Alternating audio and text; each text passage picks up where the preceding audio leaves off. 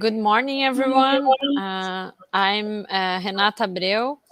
I'm here again to thank you all for your presence and to thank also our partnership of Israel and Trade and Investments that is our partner on this Energy Talk International. This is our third session on talking about what Israel is doing in the innovation technologies related to the innovation technologies and the energy sector. And I'm here to thank you all for your presence and our guests also to accept our invitation to be here with us. And only to give you a quick view about what is the NRGHub. We are the first energy hub in Brazil, and we act as a connection platform to promote connection between companies and people to boost the development of business and knowledge around the energy sector based on innovation and sustainability. And that's why we are here right now. I'm glad to invite TALY Reich, that is the Consul for Economic Affairs based in São Paulo, to tell us a little bit more about what Israel is doing to become the main innovation ecosystem on the planet right now. So, and in this event, we are going to focus on the opportunities and technologies related to the green hydrogen, not only what is happening in Israel, but also what is happening in Brazil. We know that green hydrogen is a very recent and discussed subject, and we are glad to share with you all more experience from our guests today. So, TALY, welcome, and feel free to share your presentation with us to show what Israel is doing. Renata, bom dia. Thank you very much for this warm welcome. Let me share my screen. Here we go. So, bom dia a todos, and again, thank you very much for this great collaboration. We are always happy to do things with NRGHub, so thank you for all the partners. As Renata introduced, I'm the Economic Council here in Sao Paulo, and I'm part of the Ministry of Economy and Industry. And we have a network of 45 trade missions around the world in, I'll say, major economical cities. We have 2 trade missions in Brazil, in Rio and in Sao Paulo. And basically, what we do is we connect between Israeli and Brazilian entities. We try to facilitate trade by both resolving trade barriers, providing information, creating delegations, both coming from Israel to Brazil and vice versa. We participate in different events like we are actually doing right now. We connect with foreign investors and governmental entities. And if you're asking yourself nowadays with COVID and how it's affecting that, then I would say that we had to transform ourselves as an entity in the past year. And we did it very rapidly, transforming all our activities from the physical world to the digital world. So we are keeping to do the same thing that we did previously, just in other ways. Of course, there are some advantages in this and also some disadvantages. A bit about Israel. Israel is a small country.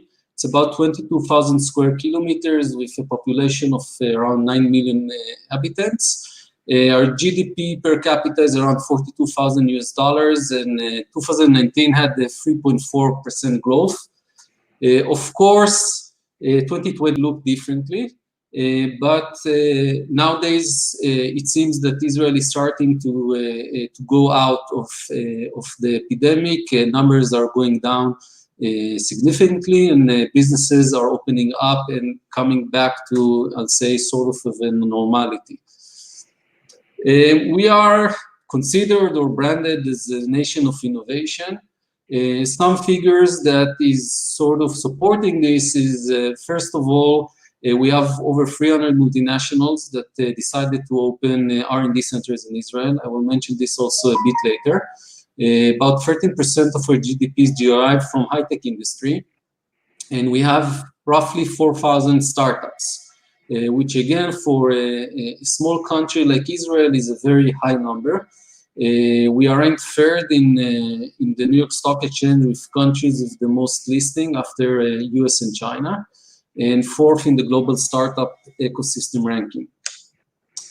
And the engine behind all of this is about 1,400 startups on a yearly basis. Now, of course, majority of them do not survive, but the ones that do become big companies, and actually some of them you are very familiar with or using without even knowing that you're using.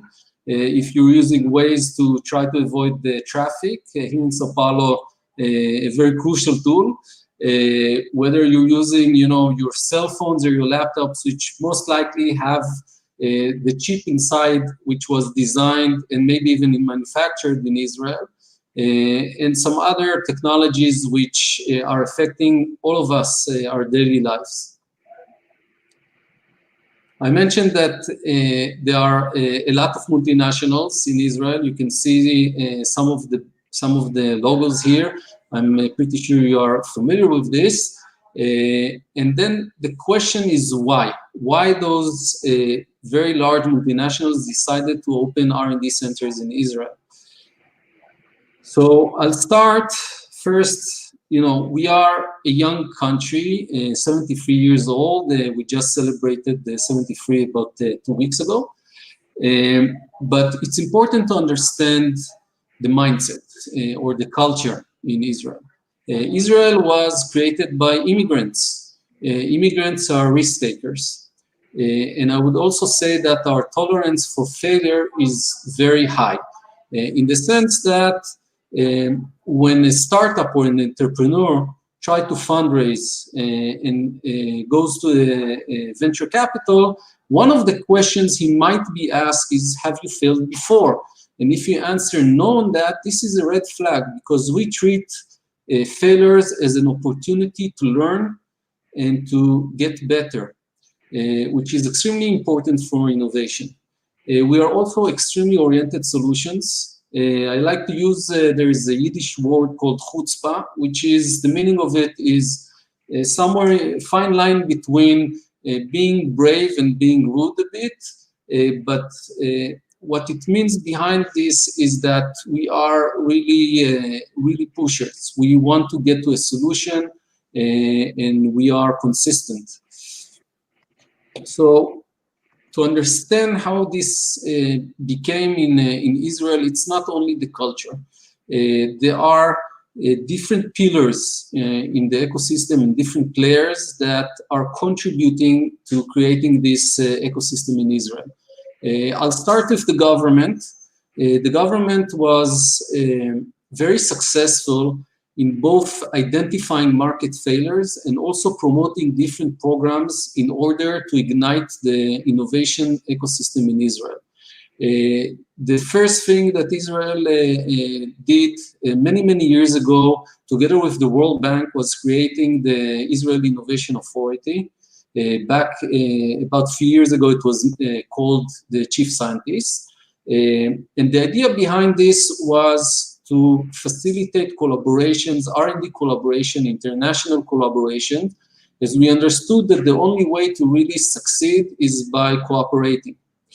Then around the 1980s, there was no VC scene in Israel.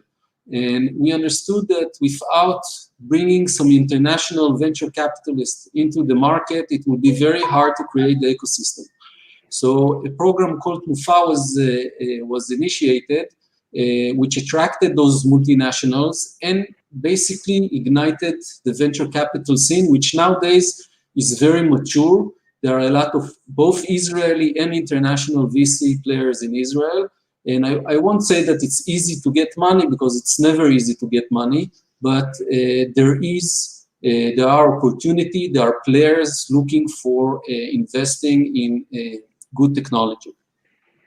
Second pillar that I would like to relate to is the army and the university. Now, it might sound a bit strange why am I talking about innovation in the army, and I'll explain.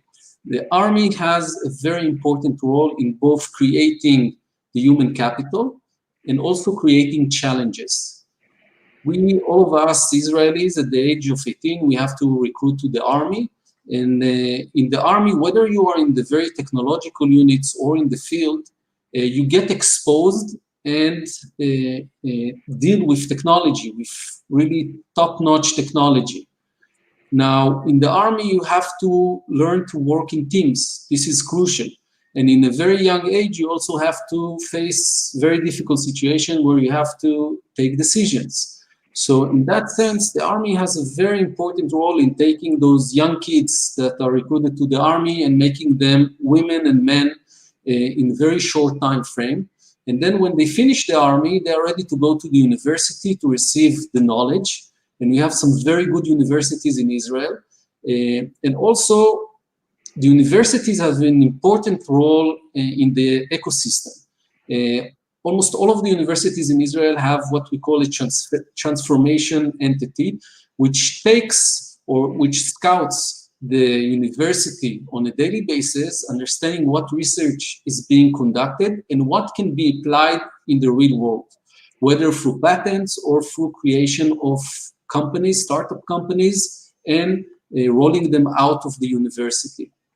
So the university also plays a very important role both on creating knowledge and creating the human capital. Last but not least is, of course, the private sector. Without the private sector, nothing can really happen.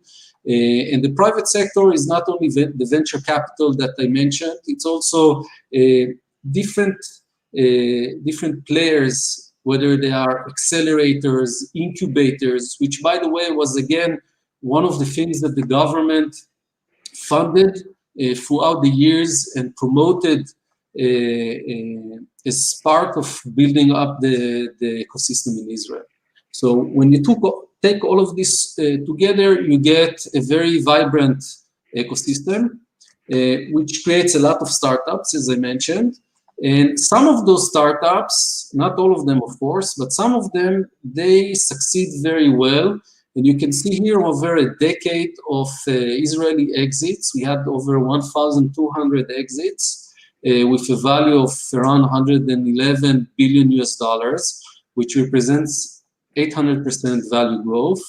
And you can see here on 2017, we had the biggest exit until now, which was Intel buying Mobileye, a very big exit.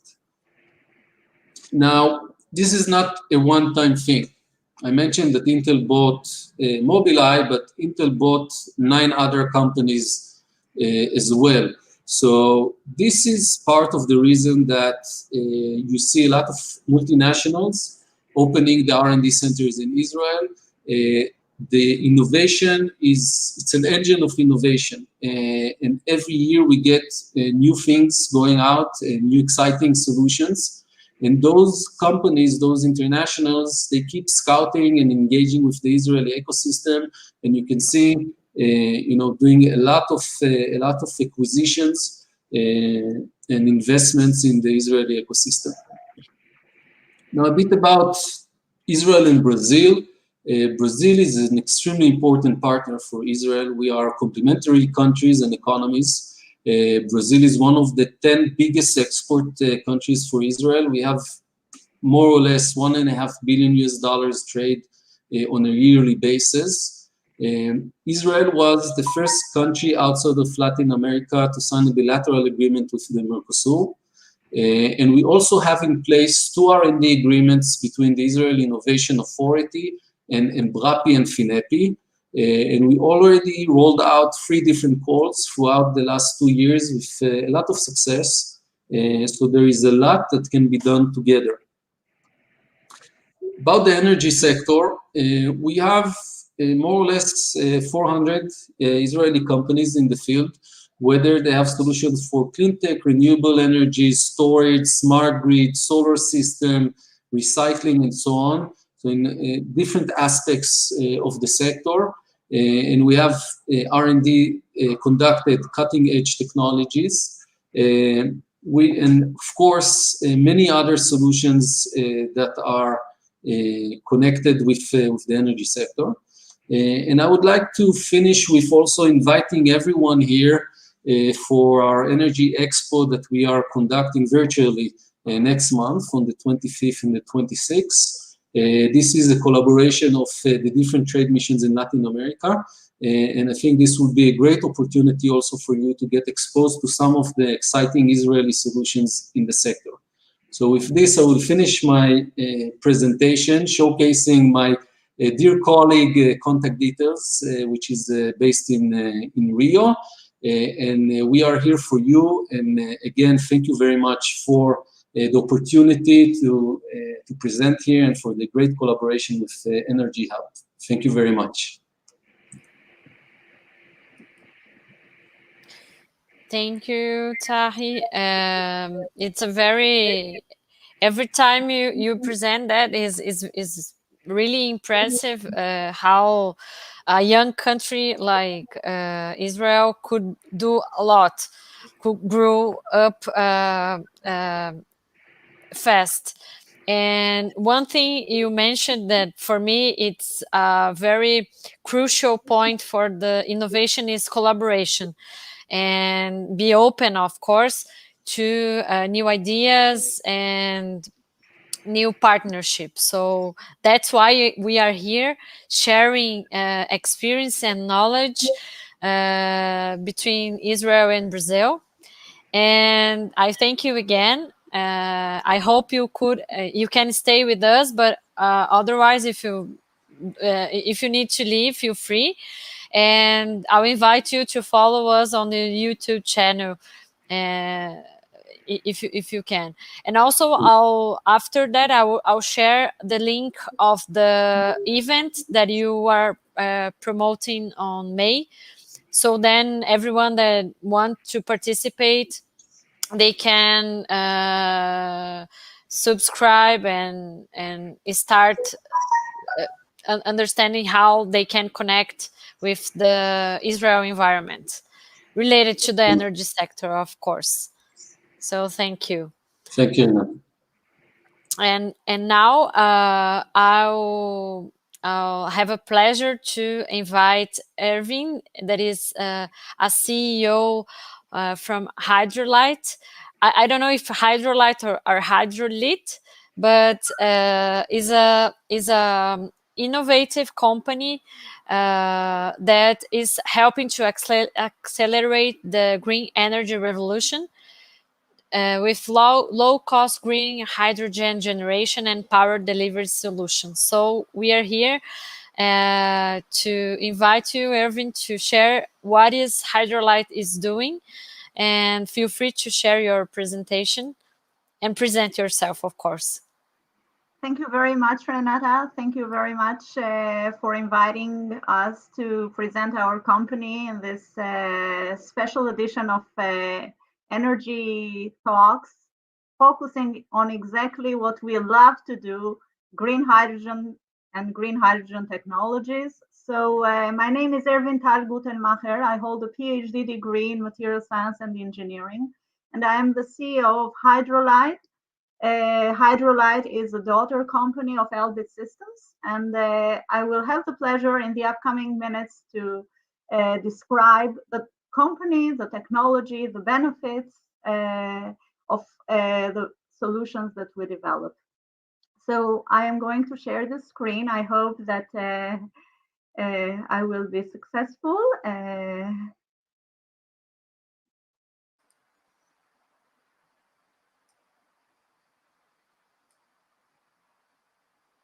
Can you see my screen?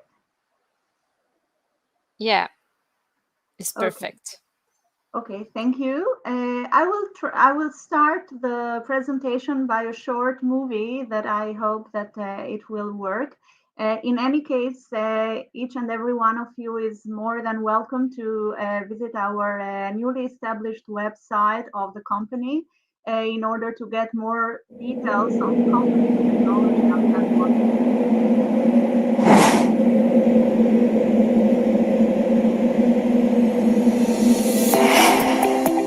The global need to eliminate carbon emissions, combined with rapidly advancing renewable energy generation and storage technologies, drives increasing penetration of renewable power generation. Serious challenges arise, though, in the quest to meet demand with 100% renewable sources like wind and solar power. Fuels such as hydrogen and other examples of stored energy held within the chemical bonds of unrestrictedly storable, transportable, and tradable materials. Decoupled from devices needed to utilize that energy, fuels are critical to meeting global power demands. Able to be made from just electricity and water, hydrogen is the ideal carbon-free alternative to fossil fuels for the 21st century and beyond. Hydrolite, an industry-backed venture owned by Elbit Systems, helps to accelerate the green energy revolution via innovative hydrogen technologies. Combining world-leading technical expertise with innovative systems design and extensive proprietary materials technology, our low-cost alkaline membrane electrolyzers and fuel cells provide superior green hydrogen generation and power delivery solutions, realizing the vision of affordable green hydrogen towards a 100% carbon-free society. The clean energy era is upon us. Hydrolite is here to help make it happen.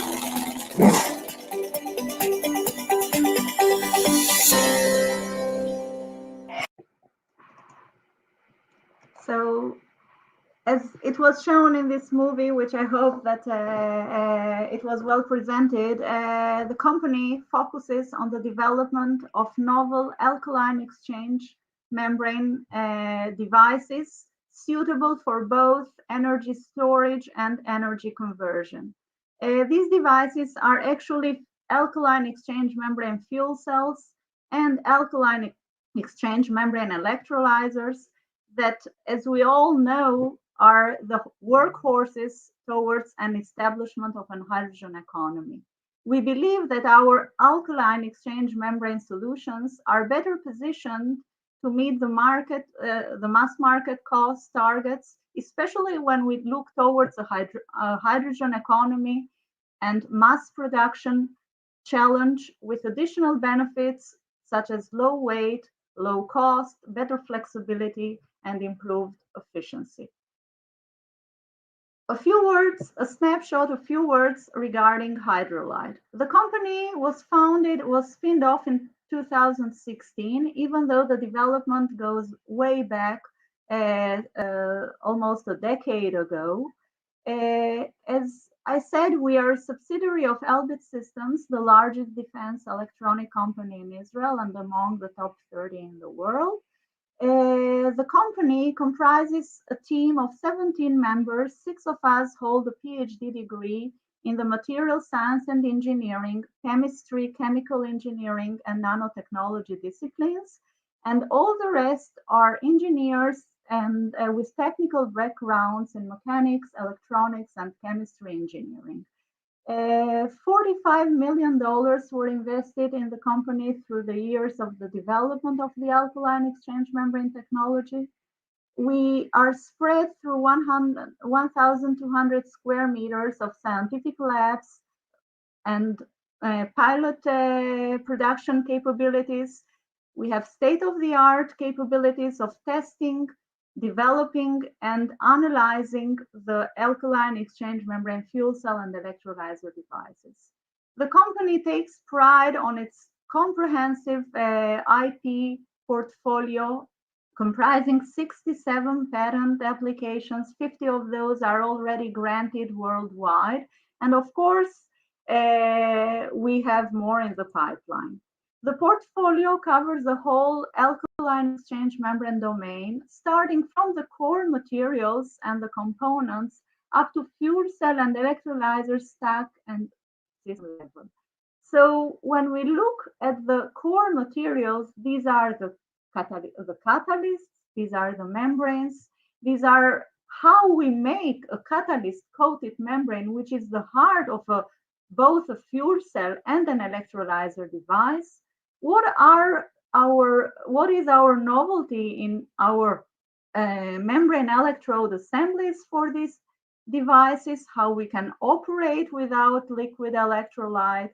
What is the mode of the supply of the reagents? And of course, we have also some system patents regarding the filtration. These are related to the fuel cell applications. So in a nutshell, what is our out-of-box or disruptive approach based on an alkaline exchange membrane device? We look at the fuel cells, we look at the electrolyzers, and the heart of these devices is what is called a membrane electrode assembly, which is actually depicted here in this photo over here. And this assembly consists of the electrodes and of a solid state polymer membrane. Why do we think that we have a beneficial, novel, disruptive approach? Because the alkaline exchange membrane approach gives us the opportunity to enjoy the benefits of both worlds. Also, the benefits of the conventional liquid electrolyte, traditional alkaline devices, which actually give us the opportunity to use a large variety of materials, which are also low-cost materials like the catalysts, like the low-cost hardware, like the low-cost membrane and ionomers. But we also keep the benefits of current proton exchange membrane fuel cells technology because of the existence of a novel anion exchange membrane within our MEAs, meaning we can fast start up the fuel cell device, we have a very good dynamic behavior, the efficiency is high, and we can reach high power for a variety of applications. The benefits of a low-cost technology are actually shown in this comparison that I'm presenting in this slide over here. We estimate that the cost of our hydrolyzed fuel cell capex will be approximately 40%, 37% lower than the cost of the competing fuel cell products. And you can see here the benefits stemming up from the use of low-cost raw materials for the heart of the technology, which is the MEA and the stack device. These are distributed and represented here in the capex, and the overall total cost of ownership for a 5 kilowatt backup power scenario based on our alkaline exchange membrane fuel cell is also depicted to be 37% lower than that of a PEM, equivalent PEM device. But as Renata also said in the beginning of this talk, Brazil and green hydrogen, Brazil is a hub for renewable energy in not only in the South America, but also worldwide. And the opportunities for green hydrogen are rather high. So I would like to actually give a little bit more emphasis to our alkaline exchange membrane electrolyzer technology, which we believe that on one hand builds on the advantages from traditional alkaline technology, but avoids its weaknesses while exhibiting higher performance, making it quite a viable approach and competition to the PEM electrolyzers out there today. So what you see here in terms of the competitive landscape, and in the downside of the slide, you also have some references where this data is taken from. You can see into details what is the benefit of an alkaline exchange membrane technology versus the current technologies, traditional liquid alkaline and proton exchange membrane technology. We feature ultra-low PGM catalysts, ultra low-cost membranes, and as I said, low-cost hardware. On one hand, we also enjoy the benefits of high current density. As you can see, we can reach high currents, meaning we can produce larger amount of hydrogen within a given voltage output.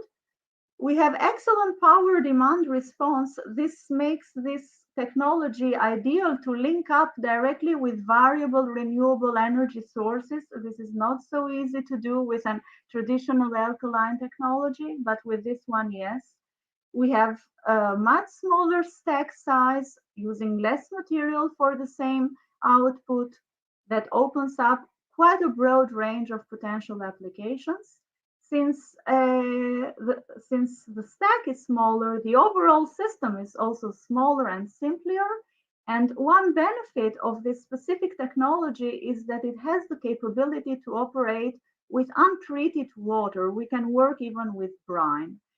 All these benefits, while maintaining the performance of the PEM technology, allow us to claim low capital and maintenance costs, which is actually a key issue when you talk about an electrolyzer device and an electrolyzer system.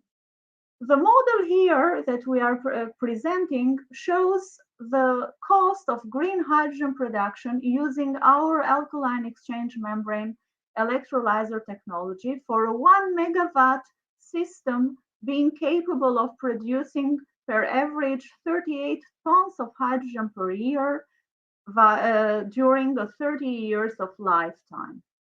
And of course, you know what are the benefits of green hydrogen versus gray hydrogen. When we talk about the conventional process today, how hydrogen is produced, this is the gray hydrogen production process stemming from steam reforming of natural gas, and a lot of pollution are stemming also out of this process.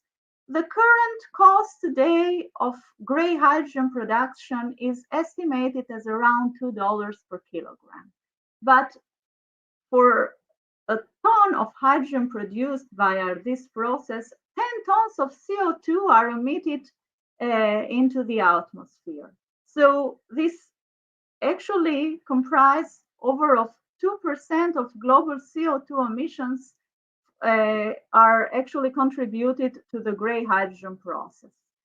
So the benefits of going from gray to green is really huge when we talk about the net zero imperative that has stand out the Paris Convention, and the climate change is forcing us upon to. So, but today the present cost of green hydrogen is estimated as approximately $10 per day, and of course it depends on how much subsidy you get from the government and in which part of the world these subsidies are more emphasized. And there is a path to maturity because the production, the scale up, the mass manufacturing of these technologies need to be established in order to have these prices go down. We believe that our alkaline exchange membrane technology is capable of bringing the green hydrogen cost to approach the gray hydrogen cost, and is better positioned to meet the mass market cost targets of green hydrogen production. And we say that based on a model that we did for our alkaline exchange membrane electrolyzer device. And this model actually shows the cost distribution of the capex of the system price, takes under the account the replacement of the stack 3 times during this 30 years of lifetime, and the maintenance cost. And that brings the total cost of green hydrogen production via this technology, summing up to $0.22 per kilo of hydrogen, green hydrogen, without taking under the account the electricity cost, because the electricity costs, as you are aware, they vary from one country to another, and these costs need to be added on top of this total cost. But in any case, looking at this model, we do have the capability, we believe that we do have the capability to bring green hydrogen to approach the gray hydrogen cost. In terms of the roadmap of the technology, where it is, as I mentioned previously, the company has two vectors of technology development, maturing, and commercialization. The first vector is the alkaline exchange membrane fuel cell device, fitted for currently backup power applications, stationary applications. We are maturing this technology until the end of the calendaric year to a 5 kilowatt backup system demonstrator for telecommunication towers. In 2022, this 5 kilowatt system will be upscaled up to a 10 kilowatt system for hybrid energy banks, for a variety of applications like range extenders, UPSs, and microgrids. The technology is at the level that it will be ready for commercialization at the beginning of 2023 and for deployment later on. In terms of the roadmap for our alkaline exchange membrane electrolyzer, the roadmap speaks about maturing the technology and demonstrating it into a 1 kilowatt electrolyzer system in the end of this calendaric year. What you see in this picture here is our current system of 100 watt electrolyzer that will be able to produce up to 0.5 kilograms of hydrogen per day in a 1 kilowatt electrolyzer stack in the end of this year. This electrolyzer will be upscaled in 2022 into a 10 kilowatt engineering prototype, being capable of producing 5 kilogram hydrogen per day. And we are looking for partnerships, strategic partnerships from players in the field in order to upscale this technology and take it up to the pilot level and establish a device 50 kilowatts and above of a high pressure hydrogen generation, being capable of producing 10 tons of hydrogen per year. And after that, the commercialization is expected to commence in 2024.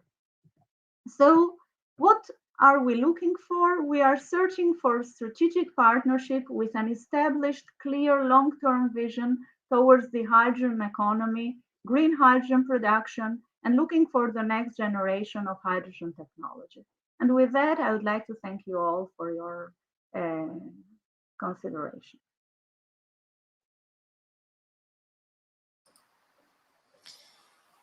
Thank you, Erwin, for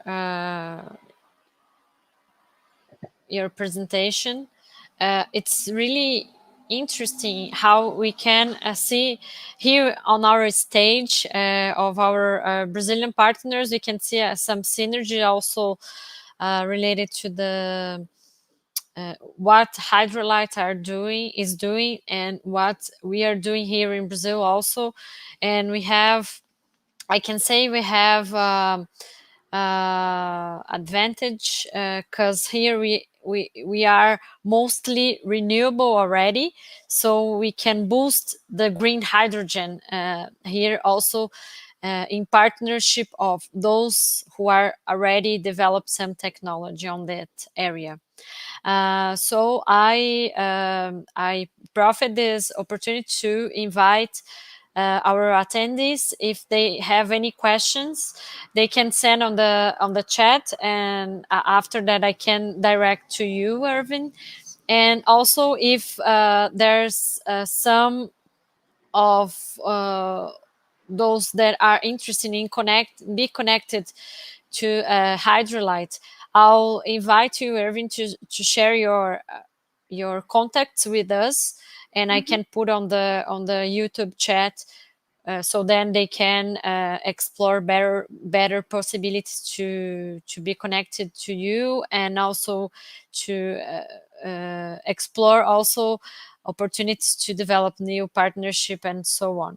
So Sure. I thank you again, and feel free if you want to stay here with us or follow us on the YouTube channel. Feel free to follow us here. So thank you again.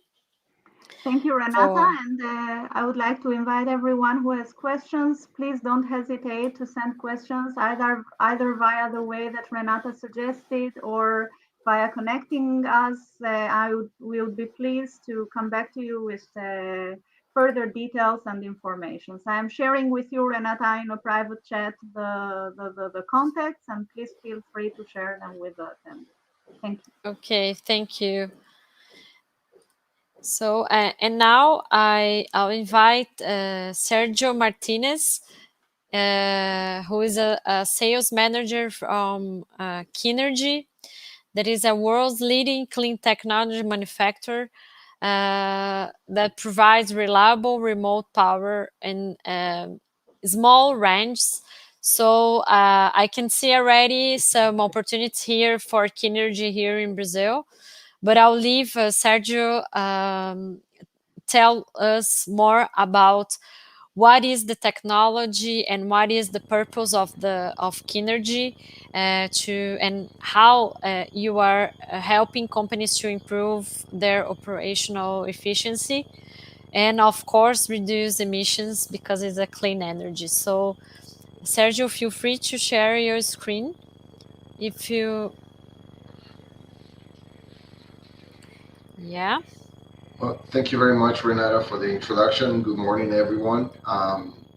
Thank you for the opportunity for the NRGHub has given us, Kinergy, to be participants of this forum today. Wanted to introduce myself. My name is Sergio Martinez. I'm the sales manager for Kinergy for the Canadian market as well as the South American market. We've been established. Just wanted to give you a little bit of information about our company. Kinergy has been established for quite some time right now, over 20 years. We are the emerging leader in remote power from the 600 watt range all the way to 10,000 watts. And everything is possible because of our proprietary Stirling technology, Stirling engine technology, that we manufacture out of our facility out of Utah in the United States. Myself is located in Canada.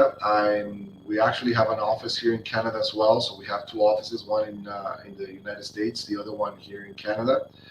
And we are owned by the TALY Investment Fund, which is an Israeli fund. So we're private investment owned, as well as OGCI, which is the Oil and Gas Climate Initiative. So that's just a little bit of a background on our company. In terms of what we offer to the customers, well, we offer highly reliable remote power systems. Our systems are basically installed in locations that are really hard to get to, locations where critical equipment is being powered, is required to be powered. And one of the very success stories that we recently had here in 2021, it's the power outages that we had in Texas and Louisiana due to some of the winter storms that they were having, which was something completely unexpected. Our systems were able to provide that reliable power during these tough times in that area. So unlike conventional internal combustion engines, Kinergy, it's a very clean energy. We're pretty much almost zero NOx and CO emissions. And that is just because of our high efficiency burner that we have on our system. This is just some of the pictures of some of the installations that we have of our power generation. What you see on the picture is actually our power gen. The Stirling engine is inside the power gen, And what the Stirling engine looks like is just like the picture shows, the animation shows here on the left side. Basically, it's a hermetically sealed engine. It's completely sealed. It doesn't require any maintenance.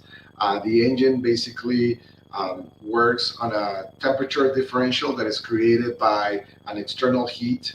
The external heat can be created by using natural gas, propane, or hydrogen.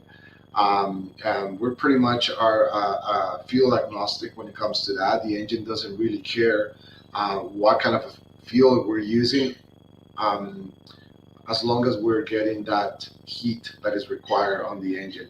We also cool it, provide that temperature differential by adding a cooling circuit in the system.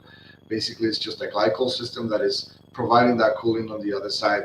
The movement that you see on the piston, on the linear piston that we have on the top, that basically generates the power, it's being caused by the reaction of the heat and cold, which is moving or making a gas that is inside the engine, which is helium, to expand and contract.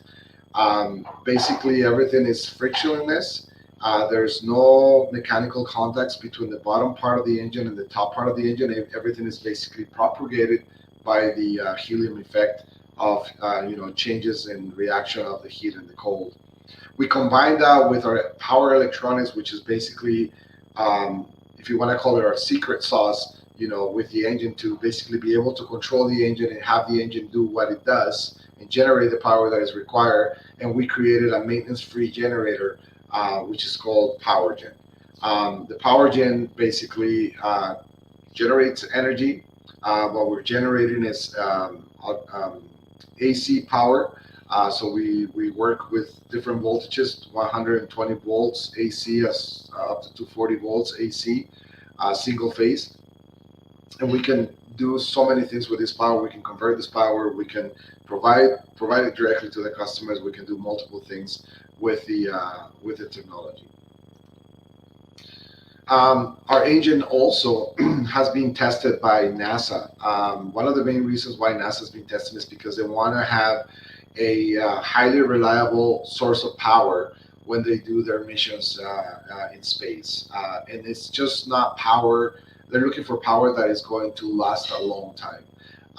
NASA released this statement recently, where they actually have acknowledged that our engine is one of the most reliable engines out in the world right now. We've set out high records with them of 14 years, going to 15 years actually this year, of continuous operation without failure. So that's a great success story that we have there with NASA, and they're still testing it further to make sure that it will meet their highly demand, quality, as well as power demand, power availability rather, that they require for their missions. In terms of our product, as I mentioned earlier, we can operate in any type of environment. We operate in very hot areas in the United States as well as in South America. We operate in very Arctic temperatures. We have installations in Alaska where we're running our power gens at -40 degrees C, and we have installations in deserts in the United States where we're running about 60 degrees C or 125 Fahrenheit. We have been able to sustain high winds of hurricanes. We work in offshore as well. So as you can see, our technology has different applications. We can serve different applications, and we can fulfill that, remote power, critical power requirements that our customers have on these different applications. The type of fuels, again, I just want to emphasize that we can use anything that is gas in a gaseous state. We use natural gas from a pipeline. We use natural gas from a wellhead that comes with a lot of impurities, and we can use that on our engine. Propane, biogas, and hydrogen. With a slight modification to our burner system, we can definitely use hydrogen to provide that highly reliable power that we can create with a Stirling engine. Going from basically working on the oil and gas industry, telecommunication industry, we're actually shifting a little bit more and realizing that our technology is so powerful and it's got so many applications in the world. We're actually using it as well to create all these charging stations for a lot of the new vehicles out there that require this power. And it's we're keeping our development group very busy with different applications with this technology. It's a very modern technology. It's got pretty much everything that is required for our customers to operate and to monitor the unit, but as well as the reliability of a Stirling engine, which is a very old technology, and that we've been able to develop for these different types of markets. Our system can be monitored remotely. We have different systems that come with it that can help the customer log into a platform that is cloud-based and basically just see live data from their assets, from their installation base. They will see information in terms of power, voltages. They can basically monitor the unit. They can control the unit remotely if that's what they want as well. We have different capabilities, and we've introduced this type of service into our unit because we realize that a lot of the places where units are being installed, or power gens are being installed, are very remote areas. Some of them are really hard to get to, very expensive to get to, and sometimes in some countries, depending of the social environment, it can be even dangerous to get to. So having said that, having that in mind, we created this platform to allow the customers to basically, from the comfort of their office, from the comfort of their SCADA system, basically monitor and control our systems remotely. One of the big things that we've developed with the Stirling engine, having the power capabilities that we have, we've actually have joined the forces with the different countries that are trying to abate methane. As we know, there's a lot of methane emitters into in the oil and gas industry. And right now, there's a lot of legislation going on in Canada and even in the United States and in other countries as well, that basically are requiring these companies to stop venting methane to the atmosphere. What we've done as a company is we've created what we call our CAP3 system.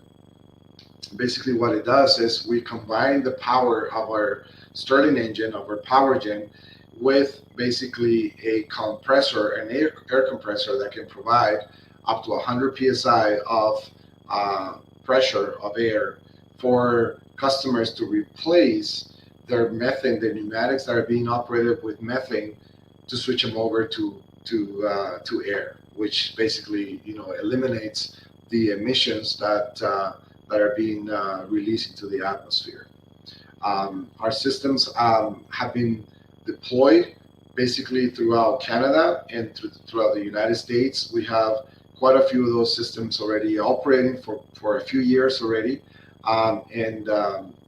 This 2021 has been a really good year when it comes to that because of the legislation part of it here in Canada. These things are getting changed rather from methane into clean air.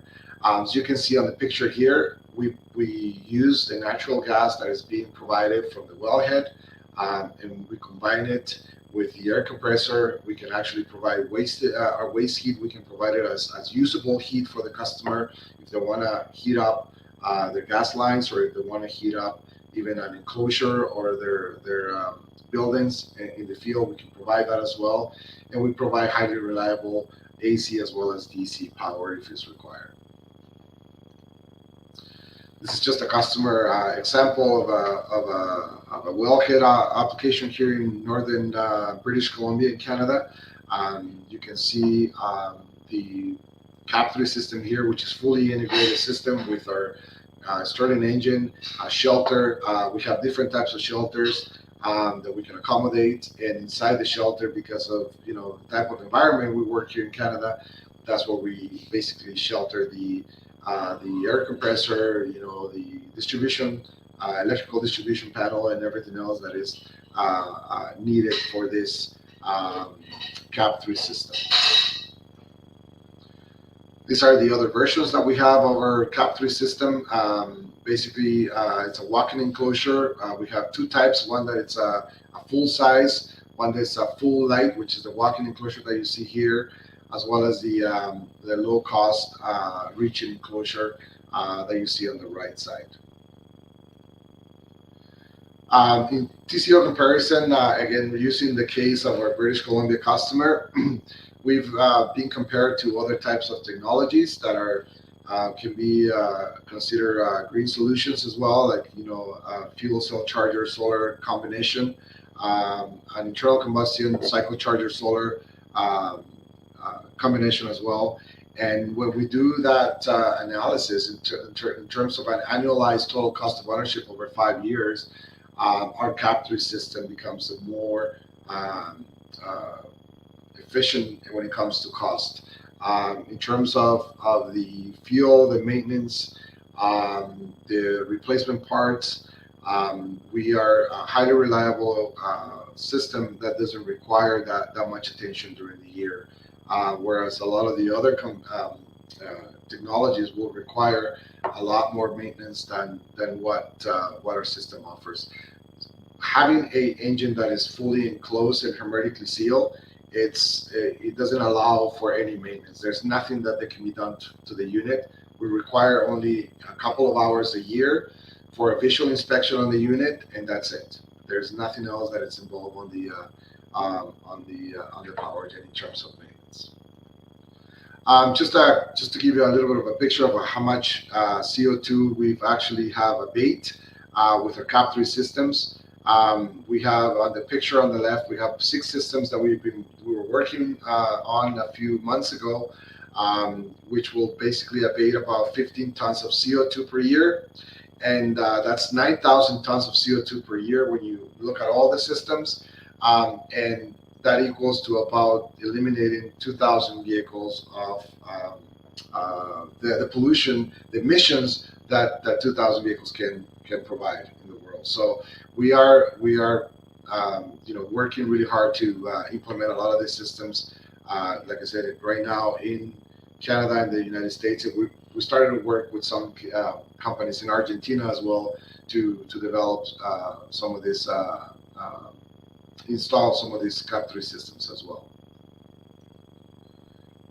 Again, we have a flexible model as a company. You can, we offer our customers the ability to purchase the system, own the system, they can lease the system, and they can even, just have our compressed air as a service, which, will involves the Cap3 system, and they can just get the system that will pay for the amount of air and the amount of power that they use.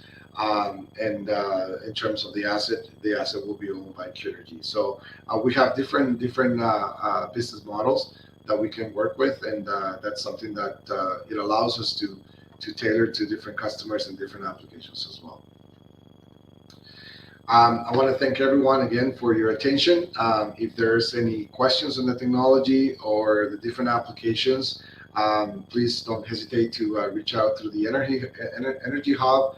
And I will make sure that I will put my contact information as well here for any questions that anyone may have. So once again, thank you for the opportunity, and I hope that this information was helpful and useful for all of you and for some of our customers in South America as well. Once again, thanks.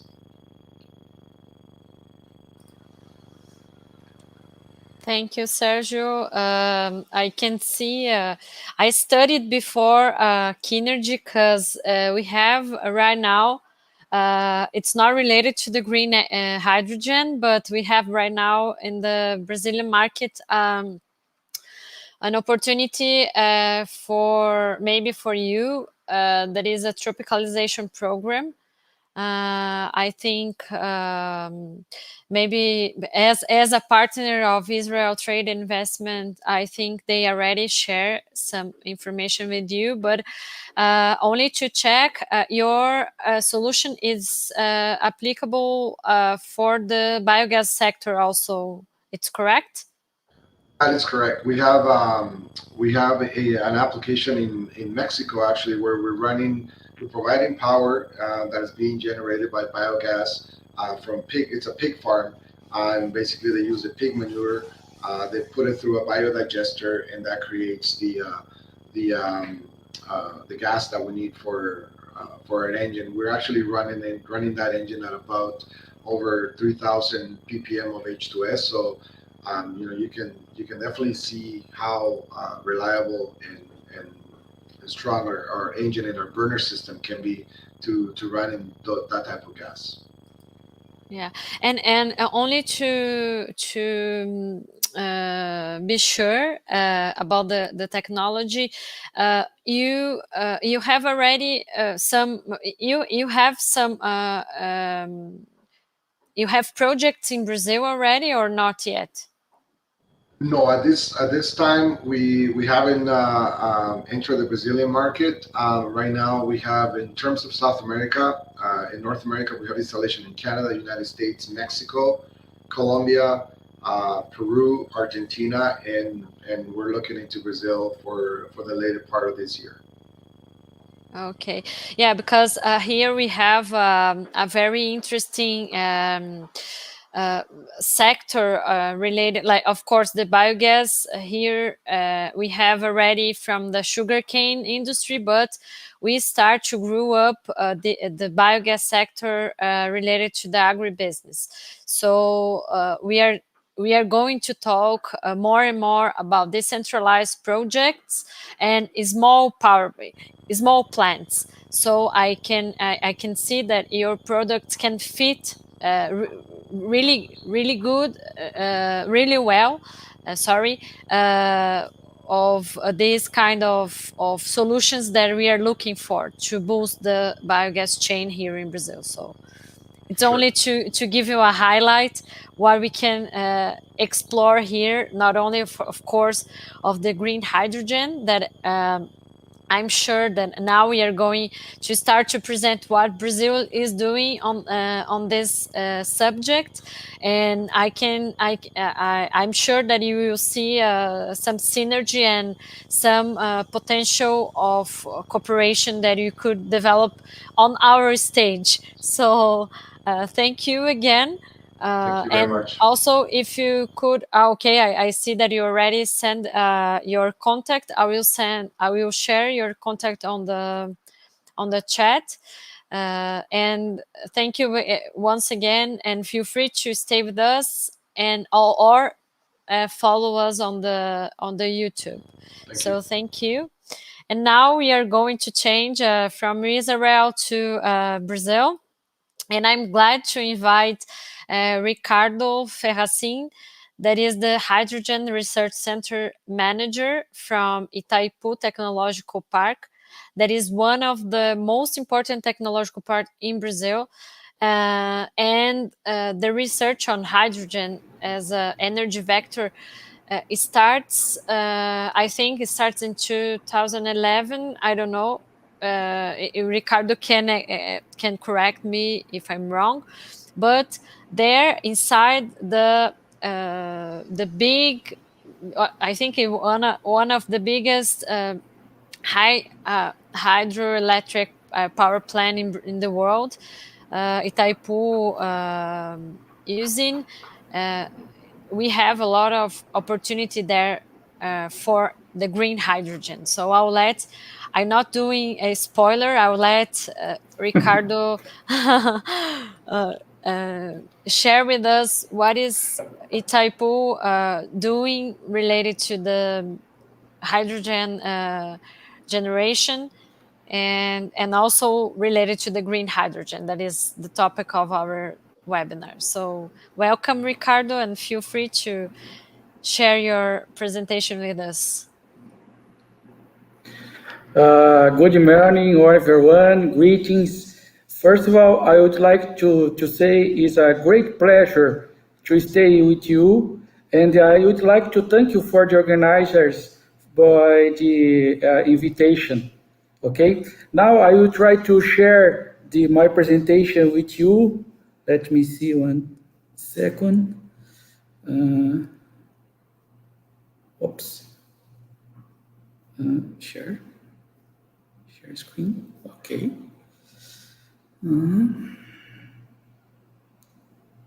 Oops. A little problem here.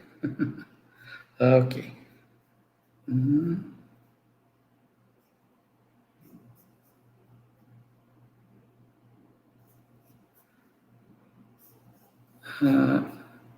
I have a little problem here. I don't know what happened. Just a second. Don't appear my presentation in the window to select what happened here. Maybe you have to close the window of the oops. So I think I'll pass maybe to or I'll wait. I don't know what I do right now. Oh, here comes Ricardo again. Yeah. Okay. Let me try again, please. Okay. Okay. Share. No, I don't know what happened here. No. No, I don't understand what happened here because I did the test The with test, you. yeah. Yes, and now don't have the. So I'll suggest one thing. Maybe I'll pass to Daniel Lopez from Hydron, and you have time to send me your presentation, and then after I can share in your place. So then thank you. I can help you on that. No, that's happened like it's more usual than you can imagine. So okay, I sent for you. I sent for you by email. Yeah, can be by email. Okay, thank you. So now, let's pass to Hydron.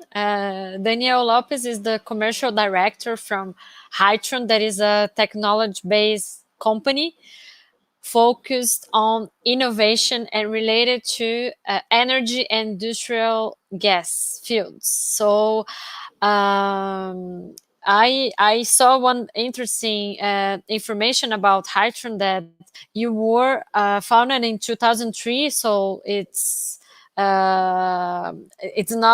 not young company, but is a spin-off from Unicamp, that is a state university of Campinas, São Paulo state, and one of the is the second or one of the most and the best university in Latin America.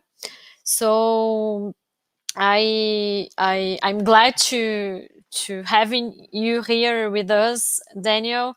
And I saw also that you are participating in a lot of events on this month, talking about, I don't know if it's a coincidence or not, but talking about green hydrogen.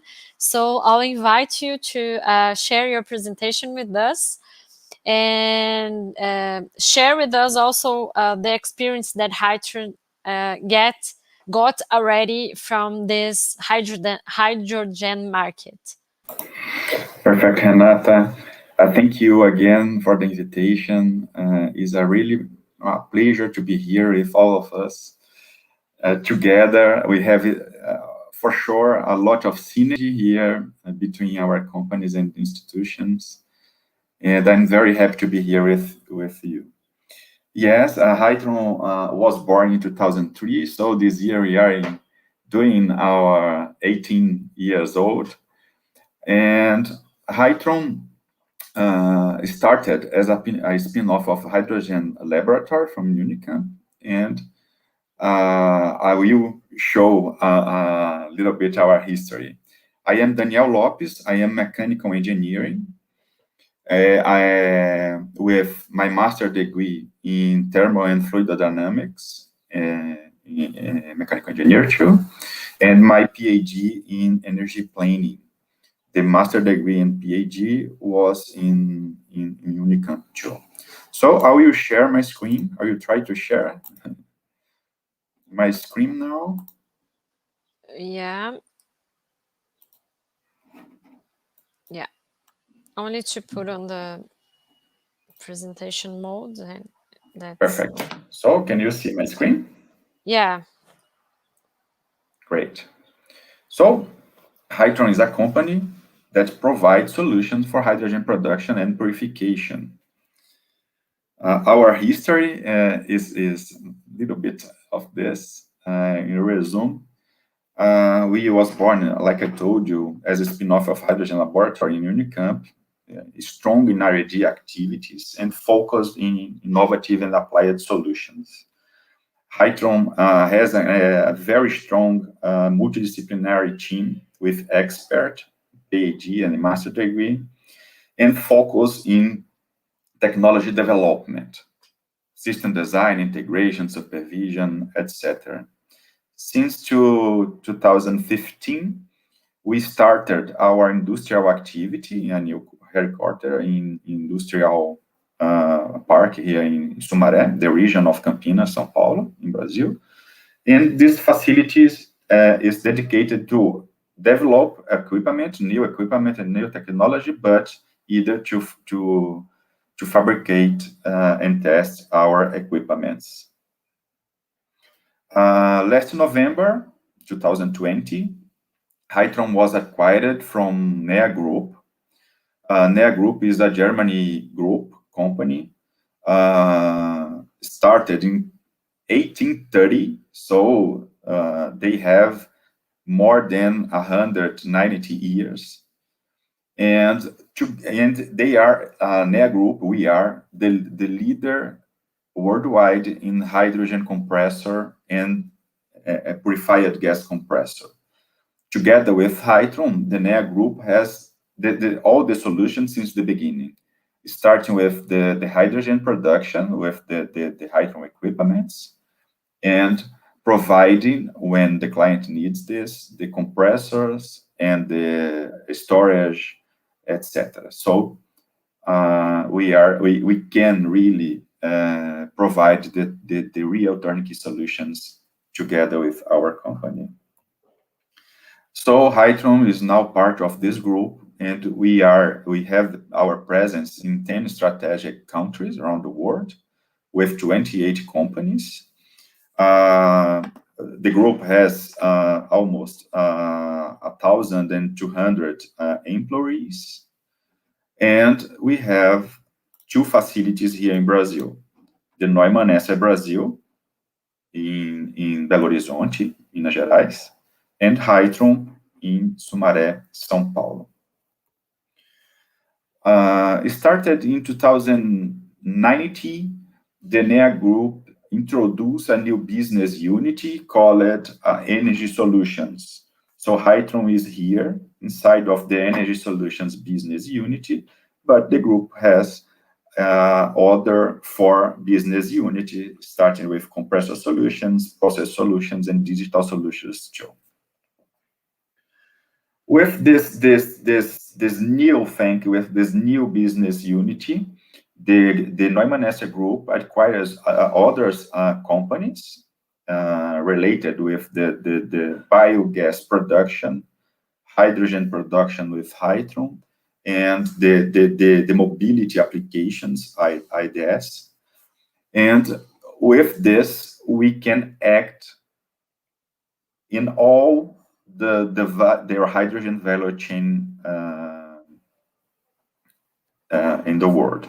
So we can start with the biogas production and biomethane production with Arcano, compress this gas to produce hydrogen, for example, or to use this biomethane in industrial process.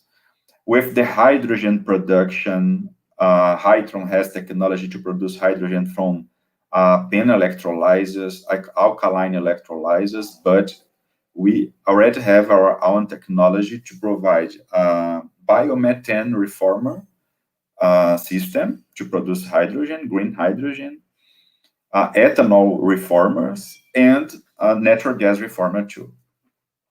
With the hydrogen production, we can compress this gas, put in a pipeline, or store it in high pressure to transport, and either when the client needs, we can provide the solution to reconvert this hydrogen into electricity.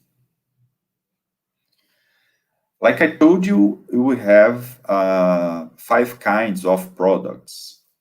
Our high PEN electrolyzers, the high alkaline electrolyzer, our natural gas or biomethane reformers, ethanol reformers, and the PSA, the purification system for hydrogen, ultra pure hydrogen production. Here we have a picture, one of our equipment installed next to the wind generation to produce hydrogen, green hydrogen, and store this hydrogen to produce electricity.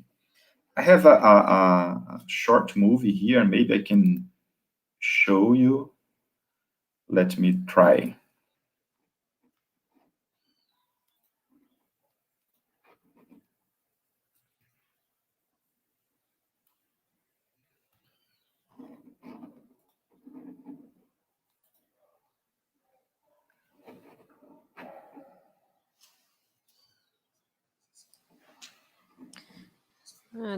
There's no sound, the movie. Yeah, I'm sorry. So I will share the presentation, and the link is here. I will continue my presentation, and before my presentation, I will share with you. Again, okay. Again, okay? No problem. So our PEN electrolyzer are prepared to produce up to 1,000 of cubic meter of hydrogen per hour in a 5 megawatt power plant systems. Our equipment are modular, typically provided in a container solution, and integrated with autonomous solutions. So we can provide the hydrogen or the oxygen production, the gas purification, the thermal management, the power electronic and controls, and we have a very strong control software to provide the integration of our equipment with our clients. In both cases, either in the case of the electrolyzer, but in a reformers too, we can provide ultra pure hydrogen up to 6.9 of purity, and pressure up to 40 bar when we are talking about the PEN electrolyzers. Here we have a picture of our 5 megawatt electrolyzer. We can see here the solutions is containerized, like I told you. And here we have all the system integrated in a modular solution. Nowadays, we are preparing a proposal from 90 or 100 megawatt power plants to produce hydrogen. And in our concept, we can provide this bigger amount of hydrogen in a modularized solutions. When we are talking about the fuel reforming, we can produce in only one equipment up to 350 cubic meters of hydrogen per hour per model. In this case, with turnkey solutions too, providing either from the reformer 6.9 of hydrogen purity, and in this case, pressure at 10 bars. Here I have a picture a technical picture about the concept of our reformers, but I will not go deeply here. And here we can show the inputs and the output of our solutions for biomethane or natural gas, and for the ethanol too. In this case, I need to remember that the ethanol could be a very important hydrogen carrier, because we can, ethanol is a biofuel. Here in Brazil and in US and India, in Asia, we are a very strong country that produce ethanol. And we can think here in Brazil to decentralize our hydrogen production using the ethanol infrastructure we already have. Only to remember, here in Brazil, we have more than 43,000 fueling stations around the country, and in 100% of this fueling station, we have the ethanol as a fuel. So we can think about to produce locally decentralized hydrogen using ethanol with a hydrogen carrier. The same thing we can think when we are thinking in solution to provide green hydrogen using biomethane, for example. So in the same case, we can provide from the reformers this green hydrogen up to 6.9 of purity, attend all the standards to use this hydrogen in fuel cells. Here we have some information on a case to produce 20 kilogram of hydrogen per hour. We need this inputs in power inputs, ethanol inputs, to provide this production of hydrogen. So with this table here, we can understand better the cost we are talking about related to the inputs of our equipments. When we are talking about the hydrogen purification, we have the PSA system, the gas purification system, and we can provide the purification systems up to 7,000 cubic meters per hour of hydrogen. In this case, to all the necessary accessories is integrated for our solution.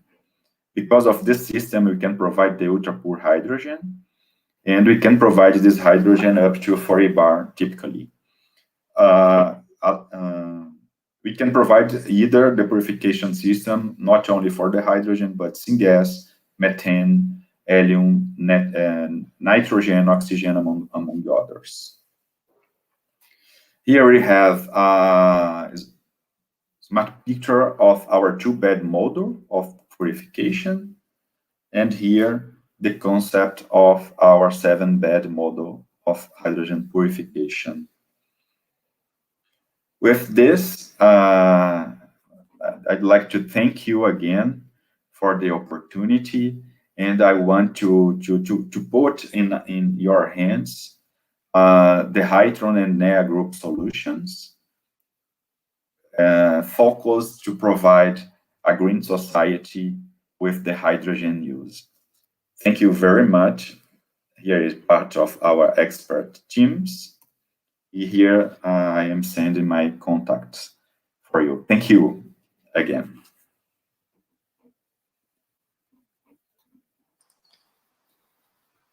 Thank you, Daniel. Yeah, of course. As I said, we can see a huge synergy between the companies that were that are here today. I'm only. I'll let maybe Ricardo, if you want to try again your your presentation only to see if works. Otherwise, I'll share my screen. And Okay. I don't know if our while we wait to try to share again, I don't know if any of our attendees have any questions for our speakers, but I can see that we can also develop some partnership between us nowadays. It's really interesting what Hatron is doing, and I'll share after the link that Daniel tried to show with us. So then we can, and also Daniel, if you want to share your contacts with us, feel free. So then I can put on the YouTube chat.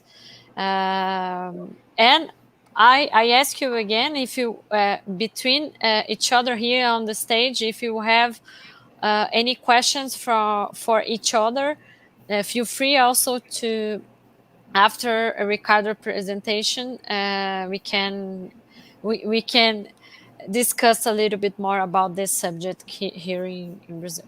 So I was seeing your presentation, but now it's gone, Ricardo. Oh, okay. Can you try again? Okay. Yeah, only to put on the, yeah, oh, you need only to put on the presentation mode. I put the presentation mode yet. Okay. Can you see? I can see only your PowerPoint. Okay, I put the presentation mode. No, I don't see. I don't know if the other ones are seeing. No, I'm seeing only the PowerPoint. Okay, very good. I put the presentation in the if you're using two screens, maybe this is the reason that we're not seeing the presentation. Okay, I think it's okay now, okay? Yeah, we see your PowerPoint screen, but Yes. it's not on the presentation mode for us. No, it's the presentation mode. I put in the presentation mode. Okay, but maybe you share, you didn't share the screen, you share the application. Try to share again your whole screen.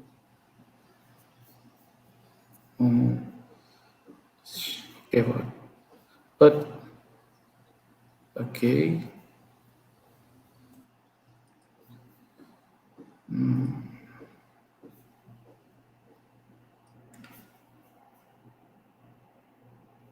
No, disappeared the presentation now. So I'll try to share your presentation here. I sent my presentation for you by your phone. I'm opening right now, and okay. I don't know what's happening here.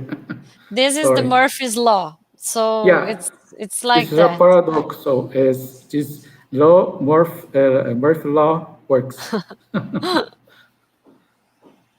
Always. Yeah, I'm just opening because here. we did a test before. But it's important for us to try to see, because we have a lot of very interesting things to show for us. Yeah, so thank you, my friend. I'll share. Now I'm trying to share my screen. So I hope it works. Here, okay. It's okay or not?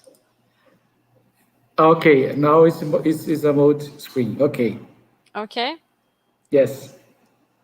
So please, when I ask for you, you can move the slides, please. Okay. Okay. Okay. Okay. Thank you. Okay. Again, it's a great pleasure to stay with you for the invitation.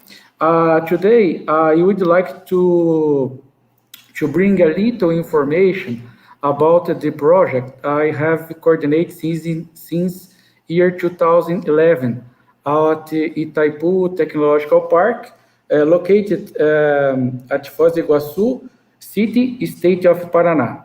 I work at the Renewable Energy Center, core of research in hydrogen. It has been a great experience for me because now hydrogen is a route to decarbonization of economy without return, in my point of view.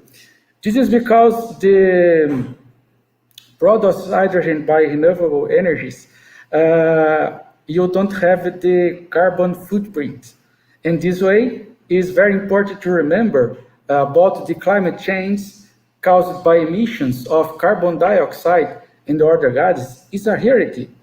It doesn't matter now whenever climate change is caused by human action or a natural process. In that, you need to do everything we can do to avoid this catastrophe of climate change making for the mankind. So, in my opinion, green hydrogen is a key of a new area. Please, the next slide, please. So, I'd like to introduce a little about the Itaipu Technological Park. Itaipu Technological Park has a lot of projects in renewable energies, smart cities, agribusiness, safety and strategic infrastructures as dams, and cybernetic safety, among the others. The main proposal is transform knowledge and technology into solutions for the progress of society.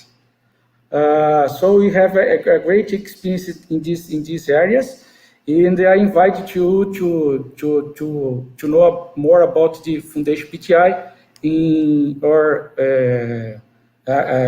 our site. After in the final the presentation, we have the contacts. Please, the next slide. So in this way, it's always good to remember some simple concepts.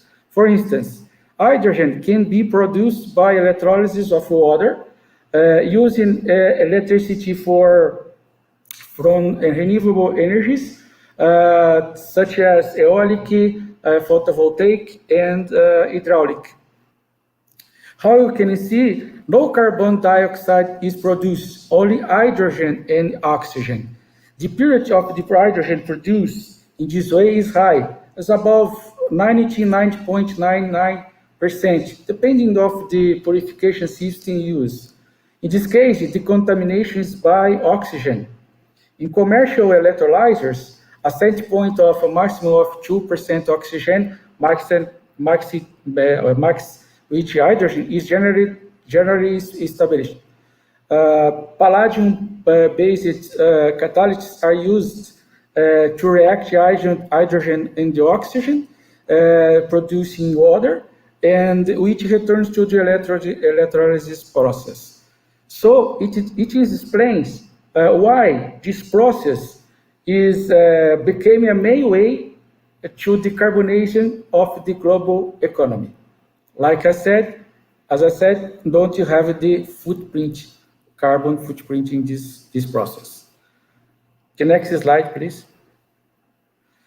How green is hydrogen produced? In the first step, you have a mixture of water and the salt or a base necessary to increase the conductivity of water.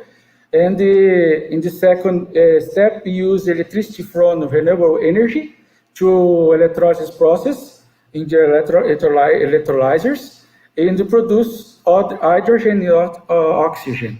So you can store hydrogen in cylinders under high pressure or metal hydrates, for instance. Or you can store oxygen too, but it's very important to keep safety rules. Okay, next slide, please. So, boosted by the Paris Agreement, which signed in 2050, there is a world mobilization to reduce greenhouse gas emissions in order to contain the global warming. According to this figure, we can see that the adoptions of policies and the actions to combat emissions is very important. If not is done, maintaining the current level of emissions, the average temperature is expected to increase by 4 degrees Celsius. The goal is to allow at most to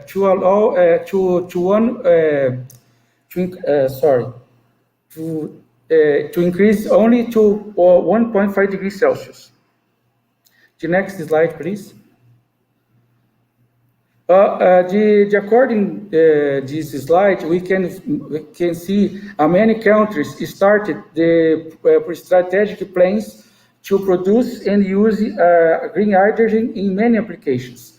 In my point of view, United States returns to sign it to a Paris Agreement, and I think is a fundamental movement to a new era to do hydrogen. So we have many countries, for instance, of course, Germany, France, China, Japan, is very countries, many countries, there are a lot of projects to demonstrate the technology. And in this way, it don't only demonstration, but you have a chain of production, electrolyzers, fuel cells, storage devices is very, very important. In Brazil, I think you have the great opportunity to bring this technology to Brazil. Next slide, please. Here, the green hydrogen to power to X is a great opportunity for instance, State of Paraná. Indeed, at this moment, I have participating of a course administered by doctors in Germany about this power to X. And so I think you have very opportunity to exportation from Brazil about the new materials we can produce by the renewable energy in transforming in other fuels. I think Brazil have a great advantage about that. And of course, the state Paraná, many actions to understand more these concepts. And of course, the agribusiness has a great importance in this process because the agribusiness is the most important activity economy in Brazil at this moment. The next, please. So here we have a little connection in the production and consumption. For instance, how can you see in this slide? The only 4% is produced by electricity. So we have a kind of colors. This is a definition about we have 3 main processes. For instance, the hydrogen gray, you have a chemical transformation of natural gas into the hydrogen in the carbon dioxide, but this carbon dioxide is emitted to atmosphere. No process to purification or another thing. But when you use some capture and storage and use this carbon, you have the hydrogen blue. And so we have a great possibilities when you have this process, because the main hydrogen in Brazil is produced by reforming of natural gas. Of course, the hydrogen green, you have the electrochemical transformation of water into hydrogen and the oxygen in the process electrolysis, of course, using electricity from renewable energies. And of course, we can see the other side, the right side, the demand for hydrogen is increasing very fast. So you need to understand about this connection, because in this way you can bring this technology to direct markets, in my point of view. The next slide, please. So here we have some independent studies estimate a reduction of costs of production of hydrogen by electrolyzers, mainly in the capex and the electricity. So you can see, according to these studies, we can have an expectation about the low cost of hydrogen produced by electrolysis, and this way we can wait at the introduction this kind of production very fast in near futures, in the near years, engineer years. Okay, the next slide, please. So, according to many publications and the articles, newspapers, there are prospects of for increasing hydrogen consumption for current applications, mainly the reforming natural gas. In this way, since in 1975, we can see this increase of the consumption. This is necessary to change the demand to the process to produce hydrogen for another process more clean. So in this way, you have the gray hydrogen. You need to substitute to produce green hydrogen. Of course, we have the opportunity to, like I said,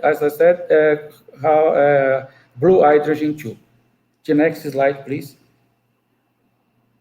So why need to invest in hydrogen? Because you have, of course, the environment gains. Okay, you can use the hydrogen to generation of energy electrical in the fuel cells or in a combustion process too.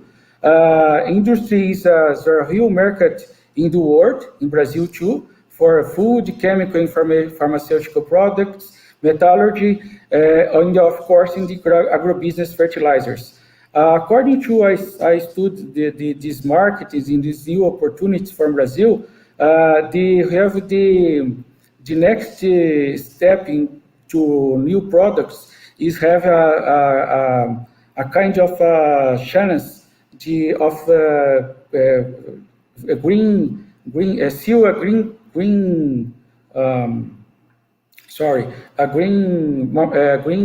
source.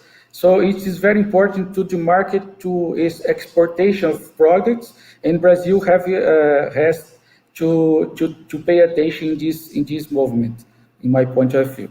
Okay, so here you have a lot of another ways to produce hydrogen too. I think they are very interesting to understand. Photocatalytic is directly from photovoltaic. I think it's very interesting to understand more. According to I see in the politics in Brazil, of course you need to produce a lot of hydrogen, and of course another ways to produce the hydrogen is the rainbow colors of hydrogen is possible, and you need to study and use too. But I think the main point is to use the green hydrogen. The next slide, please. So here we have a little information about the timeline of the project. We start with 2011 to initial structure the implementation of the power plant and the creation of the research nucleus and the laboratory, everything. The second stage, we reach the technological maturity when we have the formation of qualified human resource. I think it's very, very important everything depends on if you have the people qualified, and we prepare this instrument for the people, the partnerships. We have the operation maintenance for our team. We prepare this team, learning by doing, okay? And we have the opportunity to participate in the committee, preparing the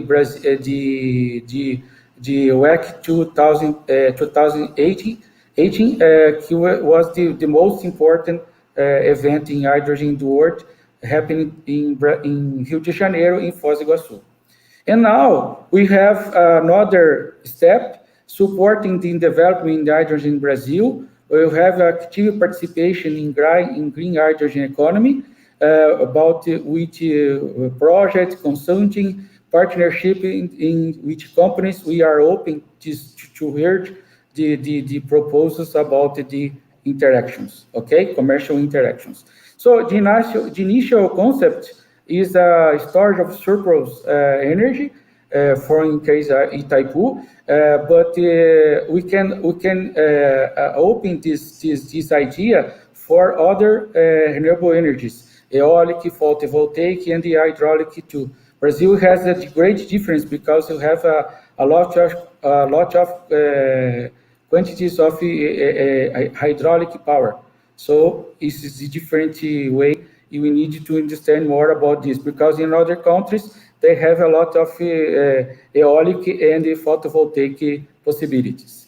Here you have a vision of the power plant we study here, and the fuel cell we integrated the old system.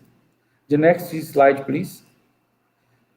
So here you have a little presentation. The main important, we have now, like I said, the consultation for furnace, for example, for instance, another companies for the group of Petrobras. We have a lot of contacts with many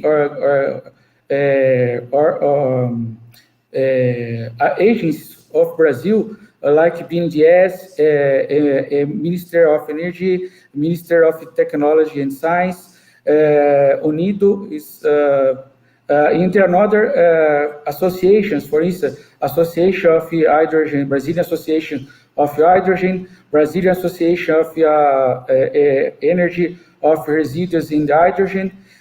We have here an initiative of the state of Paraná to bring a new concepts about the research and the innovation in hydrogen, and I have coordinated this process too. In summarize, we have a great expertise in, for instance, a project. We are developing studies in combustion projects with hydrogen and methane. We are developing new materials which are partnership with Federal University of Curitiba, Paraná, sorry, and for developing new materials about from chitosana materials. And of course, the control process is very important to understand what is happening in the electrolyzers, and the main focus is to study the electrodes, how you can see forward. So we have here a brief view about the opportunities we have in technological part in hydrogen. The next slide, please. So here we have now, we are intended to stay. We have intended to build an international hydrogen development center, which main objectives to contribute to development of the market and technology for national industry. It will be an international reference and access platform for other countries. So I invite you to understand more, to know more about us in the near future. Please, the next slide. Here you have the activities we intend to do, but I speak about them before. The next, please. So here you have the vision about the North infrastructure. We have a bipolar alkaline electrolyzers. The nominal capacity is 10 normal cubic meters per hour to produce hydrogen. About 220 bar to 80 degrees Celsius. We can store about 70 kilos of hydrogen in high pressure, 350 bar, until temperature of 35 degrees Celsius. And you have two fuel cell pen, 6 kilowatts, And the more important here, it is to emphasize how the system is connected. For instance, we have the connection directly our system storage system to fuel cell. Of course, you have the system device to down the pressure until 7 bar. This is a pressure the fuel cell works. Okay, but everything is integrated, and we have the gas chromatography tool. We can analyze the purity of the hydrogen we can produce. Okay, so it is very important for us. The next slide, please. This is very important to focus here. It's the operation team by people, as I said, for people we are training here. Learning by doing. So we have a capacity to elaborate customized manuals, our system to record the operation. We have a lot of experience about that because we use the same structure used in Itaipu, the system of maintenance. Okay, of course we make it some adaptations. The next slide, please. Here we have some data we collected about many studies to understand more and more about how the electrolyzers work and how more set point to obtain better efficiency. We publicated some articles in the newspapers, in the events. So this material is open is free for you. Consult. Okay. The next, please. Again, I think you have a very expertise here in the storage maintenance reports on the digital platform. We do everything according to this pattern established by Itaipu. We have a lot of contribution of Professor Moreira. Professor Moreira is a professor at the University State of Paraná, and was a superintendent of Itaipu in the maintenance system. So we can make many change of skills, and how we have now we have this development here. Okay, this is very important for us, because in this way we can solve the consulting for another companies. The next, please. Here you have a division. We have understand more in the constructing in two dimension, in 3 dimension, our equipments. For instance, we can now manufacture the plastic materials using the CNC device and the things. We have all the parts of the electrolyzer cataloged, and it's very important to understand what you need to develop suppliers in Brazil. We make some modifications now in this equipment using the companies here. It's very, very interesting to develop suppliers in Brazil, because the equipment, of course, the secret is the electrode, and another parts you can buy and you can assemble here. Okay, of course it's not so simple here, but this way, but I think it's possible. Like Hydron is built this equipment in Brazil. Okay, the next, please. Here we have pictures about the studies we do about the electrodes, and we make some laboratory arrangements, different arrangements, to understand more the process, the electrolysis, and the formation of the bubbles. Everything we can to improve the efficiency of the electrolyzer in the near future, to contribute to do this. Okay, the next, please. Here we have another activity, the control maintenance. We develop all the system to understand how the control the valves and the how the equipment, the electrolyzer works. This is the main point here to understand every step of the software, for instance. Okay, the next, please. Here, of course, we have try to understand more about the renewable energies in Brazil. We take a lot of data to understand more about this, the capacity to produce hydrogen. Of course, we have some limitations or challenges to superate.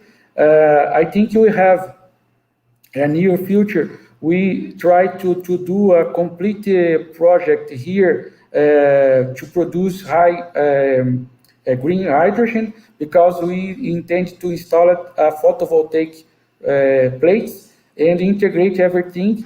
What, of course, we can use the batteries too to minimize the intermittence of this renewable source, and of course to produce a linear current, so you can avoid many problems, technical problems in your electrolyzer. Next, please.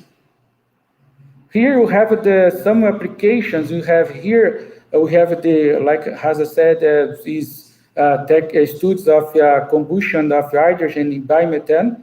This is very interesting study here, because we have a lot of biomethane here. We can charge batteries of electric vehicles using a fuel cell. You have it here. So you have the parking lighting here using the fuel cell, photovoltaic plates, and the battery system. It's a small device, but we can understand more about this integration of this process.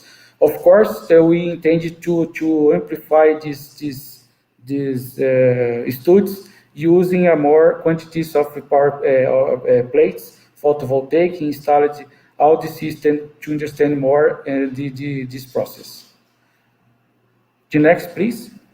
So here you have some recognition,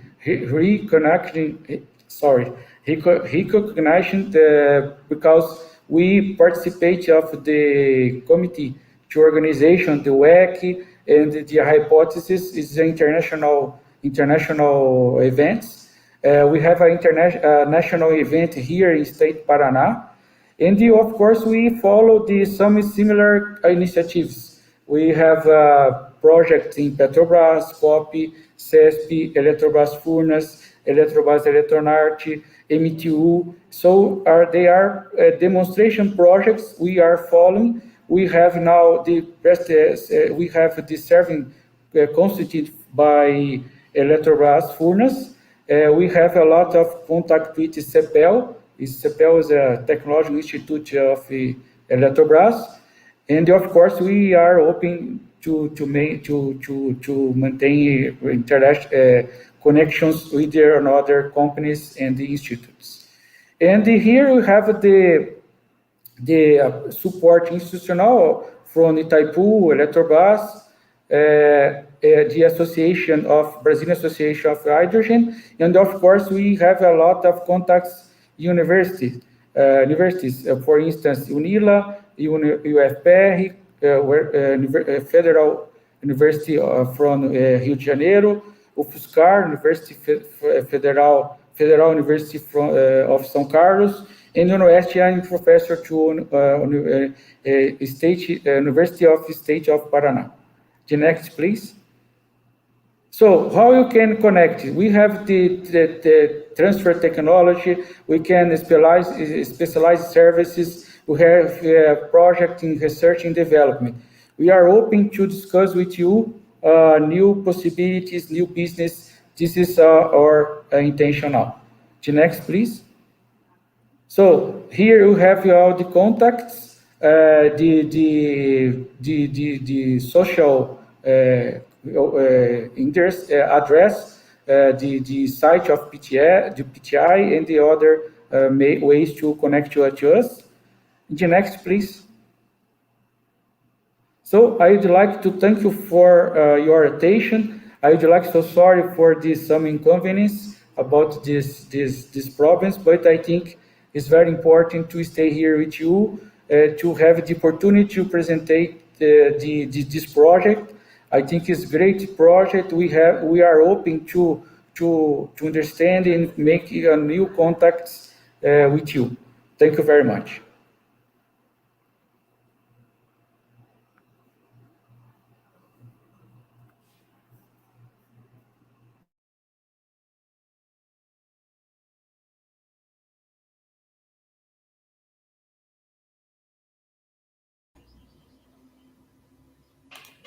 Tá sem microfone, Renata. Yeah. Now it's okay? Yeah, Okay. because I muted here because we have I think my neighbor is under construction, so I try to avoid. I block my microphone to avoid noise for you, but I'm very happy to see how this project proceed because I met Ricardo I think 4 years ago, and he's a really like not only a dreamer but a specialist on the hydrogen sector here in Brazil.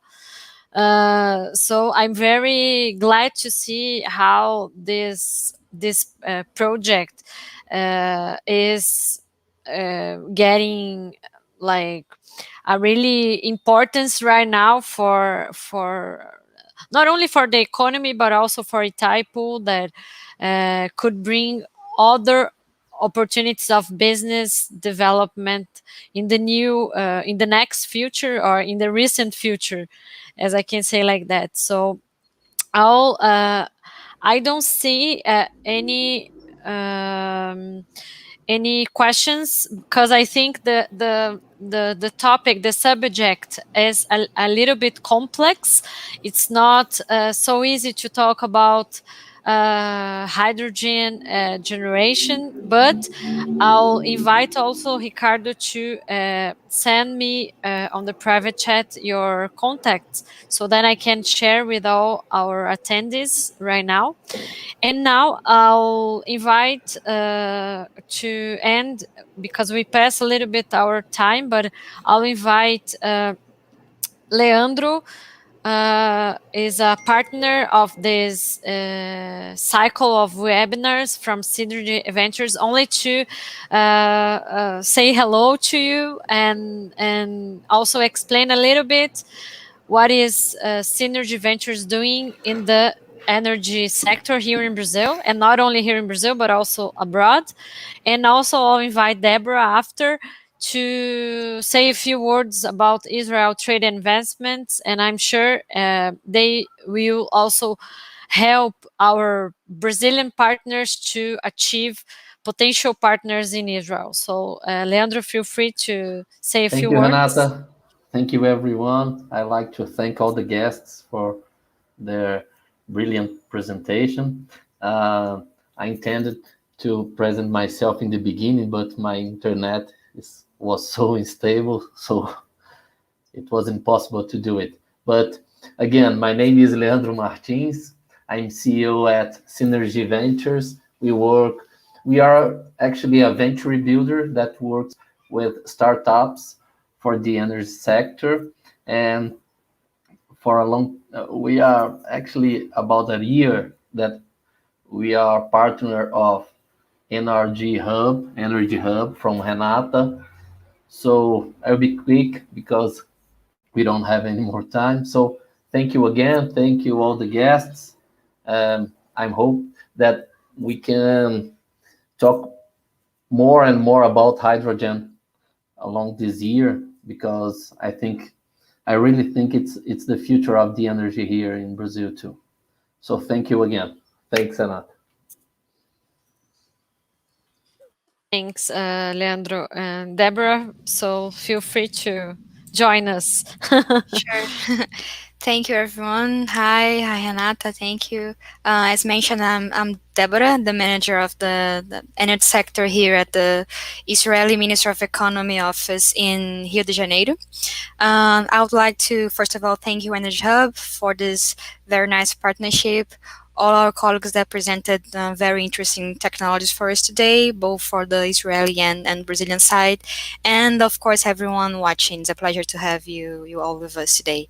I would just like to say that our office is available if you need any type of support when it comes to Israeli companies, Israeli technologies for the energy sector. Our main objective is to help to connect the Israeli innovation ecosystem with the Brazilian market. So if you wish to get to know what Israel has to offer in the energy market, you're more than welcome to contact us. I'll be glad to help. And besides that, as mentioned in the beginning, our office is promoting the annual conference, NRGHub. You can see the link for the information on the chat. It's the first virtual international conference focused on applied innovation for the energy industry here in Latin America. And the event will focus, of course, on Israeli products and disruptive technologies that are specific for the region. So if you're interested in participating, please feel free to check our website as well as contact me for more information. I'll put my email here on the chat so you can have as well. And that's it. Thank you very much one more time for your presence. Thank you, the NRGHub, and everyone. Have a great day. Thank you, everyone. Once again, was an amazing experience that we have, especially because we are living a different moment, and I hope we can meet in presence soon. Even this is a little bit cliche, but keep yourself safe and stay at home if you can. We are getting better, I think, here in Brazil, because last month was not so easy for us, but I understand that we are trying to not only to live, but learn how to develop and good partnerships and improve our business in the digital way. And this is a good thing that we are going to learn more and more. And so thank you all our speakers that are with us, all our attendees. And if you want to also to know more about our initiatives and our partnership, you can access our contacts on the YouTube. You can feel free to check our contacts, and also don't forget to subscribe on our channel to receive other information about the international experience related to the energy sector. So thank you. Good afternoon for those who are in Brazil, and those for abroad, good evening, I think, or good end of afternoon. So thank you very much, and I hope to see you soon in the next events. Okay, see you soon. Good. Thank you very much. Bye-bye. Bye. Bye. Thank you.